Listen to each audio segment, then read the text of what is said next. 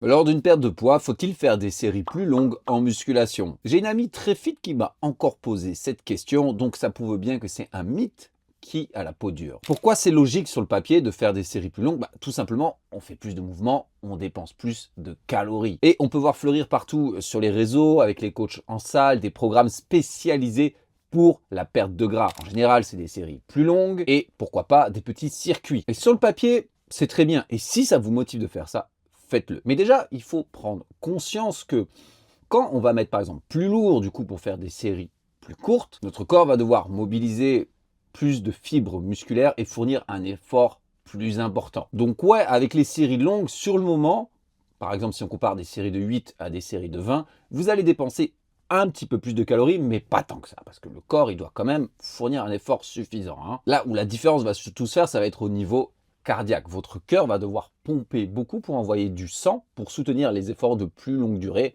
surtout si en plus vous rajoutez des temps de repos plus courts. Et on peut très bien même dépenser plus de calories avec des séries plus lourdes si on joue sur d'autres paramètres. Par exemple, on a une étude de 2012 où ils ont comparé des personnes qui faisaient un circuit de plusieurs exercices très lourds. Par exemple, on avait 4 ou 5 exercices sur l'ensemble du corps avec des séries de 4 à 5 reps ou une séance normale de musculation, le groupe qui faisait des circuits lourds avait plus dépensé de calories, tout simplement parce que son cœur y battait à fond durant tout le long. Mais je vais vous dire, vous n'avez absolument pas besoin de faire ça. Et si vous voulez même avoir les meilleurs résultats possibles, a priori, c'est pas forcément la meilleure chose à faire, du moins si vous voulez être très sec et très musclé. Pourquoi? Les séries longues vont dépenser un peu plus de calories, mais elles vont également augmenter plus la fatigue. Le cortisol, donc l'hormone du stress, va également s'envoler bien plus. Et ces séries vont être encore plus dures parce que quand on est en sèche, on a moins de glycogène, donc c'est-à-dire le sucre qui est stocké dans nos muscles, et on va taper dedans à fond. On a une étude de 2013, par exemple, qui a remarqué que les séries plus longues comptaient beaucoup plus sur le stress métabolique pour créer du muscle, et que du coup, ça faisait augmenter sensiblement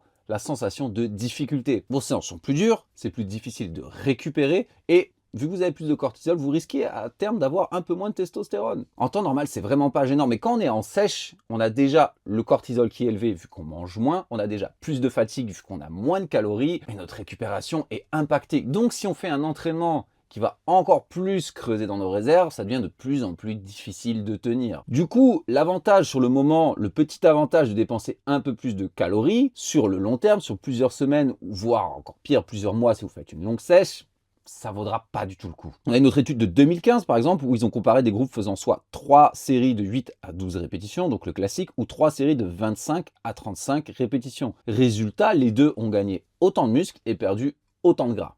Je précise que c'était des individus entraînés. Donc vraiment, même la différence de dépenser plus de calories, elle est minime, hein. Donc retenez que lorsqu'on est en sèche, on a déjà plus de cortisol, plus de stress, plus de fatigue et moins de capacité de récupération. Idéalement, il faudrait faire un entraînement qui génère moins de cortisol, moins de fatigue et qui soit plus facile à récupérer. Le but de l'entraînement de musculation devrait toujours être de conserver, garder, voire même créer un maximum de masse musculaire. Il y a bien plus efficace pour votre perte de gras que d'essayer de faire passer une séance à 300 calories à 400. Et ouais, la muscu, ça dépense pas grand-chose. Donc, idéalement, des séries courtes à moyennes seront plus efficaces que les séries longues. Retenez ça, votre entraînement ne devrait pas changer sensiblement, que ce soit en prise de masse, en maintien ou en sèche. C'est avant tout l'alimentation et peut-être le cardio, le NEAT que vous faites à côté qui vont driver la perte de gras. Si faire un programme spécialisé perte de gras avec des séries plus longues, des circuits, etc. vous motive et vous donne vraiment envie de le faire pour votre perte de gras, faites-le. Mais gardez en tête que vous n'êtes pas obligé de le faire et si vous préférez vous entraîner d'une autre manière, continuez à faire ça. Et d'ailleurs,